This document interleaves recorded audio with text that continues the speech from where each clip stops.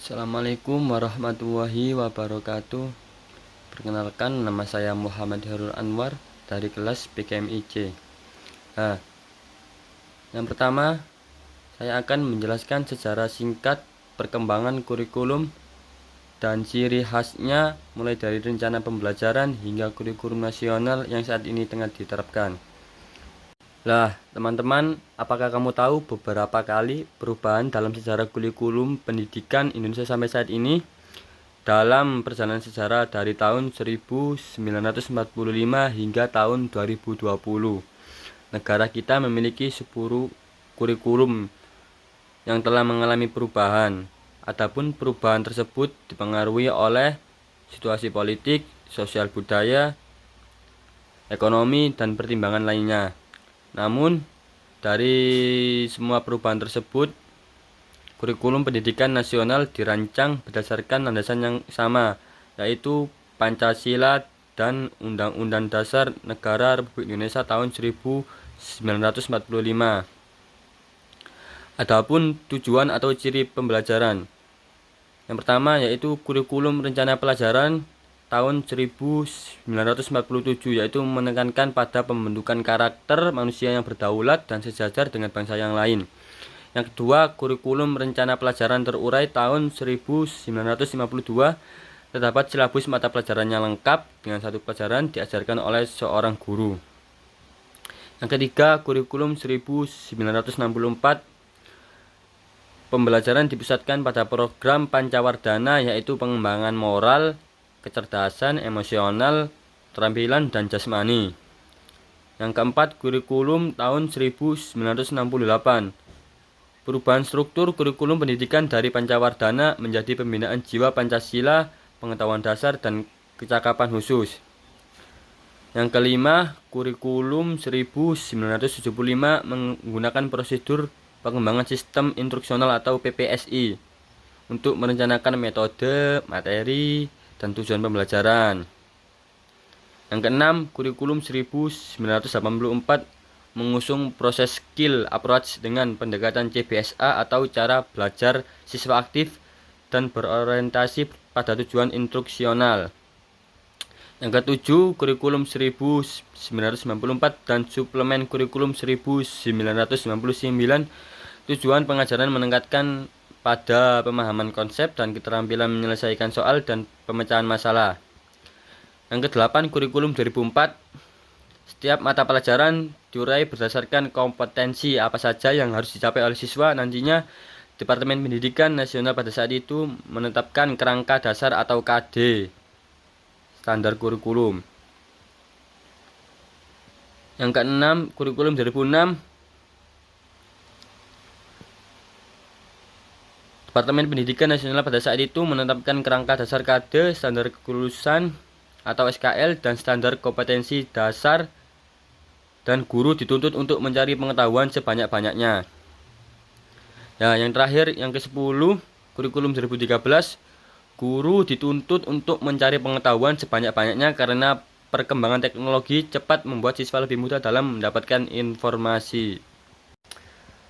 Perubahan dan pembaharuan kurikulum dalam sistem persekolahan selalu didasarkan atas landasan yang pertama yaitu filosofis, yang kedua sosiologis, dan yang ketiga psikologis.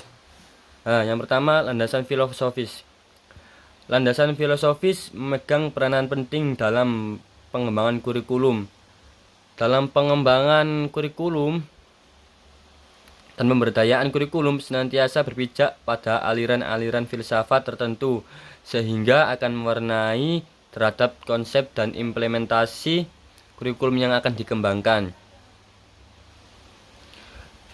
Filosofis mempunyai fungsi. Yang pertama, menentukan arah dan tujuan pendidikan. Yang kedua, menentukan isi dan materi pelajaran.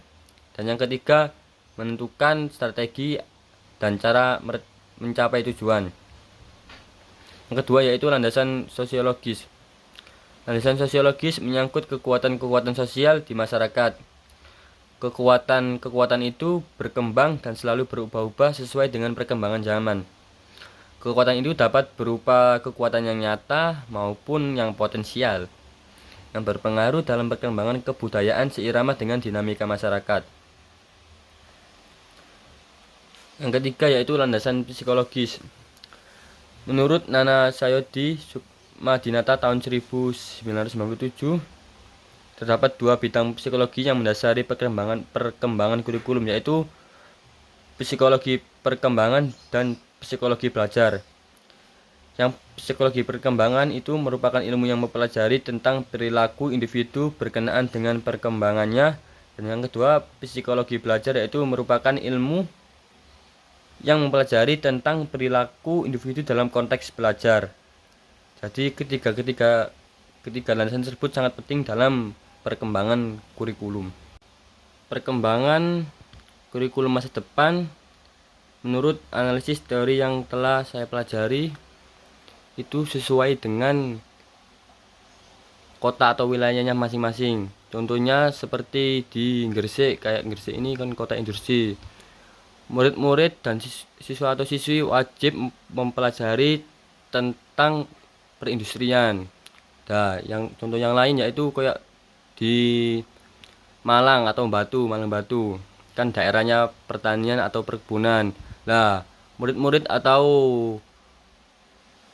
gurunya wajib mengajarkan tentang wisata atau berkebun sehingga dia bisa memaksimalkan wilayah tersebut, kayak di pesisir, kayak di Malang Selatan. Jadi guru harus mengajar tentang perairan lah, kayak perikanan, atau diajari kayak menangkap ikan yang baik, yang benar gimana. Nah, seperti itu menurut saya yang lebih baik sesuai dengan kondisi daerah dan wilayah masing-masing. Menteri Pendidikan dan Kebudayaan Republik Indonesia yaitu Bapak Nadiem Makarim mengeluarkan surat edaran nomor 14 tahun 2019 tentang penyederhanaan rencana pelaksanaan pembelajaran atau RPP. Surat edaran yang ditujukan kepada Kepala Dinas Pendidikan Provinsi dan Kabupaten atau Kota di seluruh Indonesia saat ini. Sesuai namanya, dimaksudkan untuk menyederhanakan format penyusunan RPP sehingga lebih efisien, efektif, dan berorientasi pada siswa. Terkait dengan penyusunan RPP yang seringkali dianggap terlalu banyak memuat komponen sehingga memberatkan guru dalam penyusunannya. Nah, untuk contoh RPP 1 lembar itu ya dilihat di slide di bawah ini. Nah, macam itu, kayak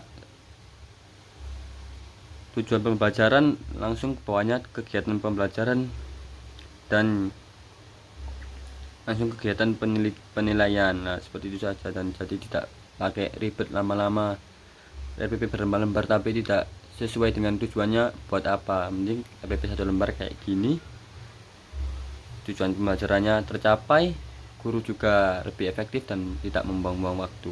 Sekian dari saya. Wassalamualaikum warahmatullahi wabarakatuh.